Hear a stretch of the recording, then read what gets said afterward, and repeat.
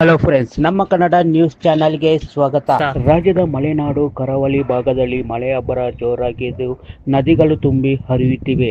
ಕರಾವಳಿ ಮತ್ತು ಮಲೆನಾಡು ಜಿಲ್ಲೆಗಳಲ್ಲಿ ಇಂದು ಭಾರೀ ಮಳೆ ಆಗುವ ಸಾಧ್ಯತೆ ಇದೆ.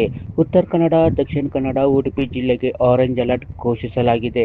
ಇನ್ನುಳಿದ ಜಿಲ್ಲೆಗಳಿಗೆ ಯೆಲ್ಲೋ ಅಲರ್ಟ್ ನೀಡಲಾಗಿದ್ದು ಬಿರುಗಾಳಿ ಸಹಿತ ಭಾರೀ ಮಳೆಯಾಗಲಿದೆ ಎಂದು ಹವಾಮಾನ ಇಲಾಖೆ ತಿಳಿಸಿದೆ. ಬೆಂಗಳೂರಿನಲ್ಲಿ ಕಳೆದ 2 ದಿನಗಳಿಂದ ಜೋರು ಮಳೆ ಸುರಿಯುತ್ತಿದೆ. ಈ ವಾರ ಪೂರ್ತಿ ಮಳೆ ಸುರಿಯಲಿದೆ ಎಂದು ಇಲಾಖೆ ತಿಳಿಸಿದೆ.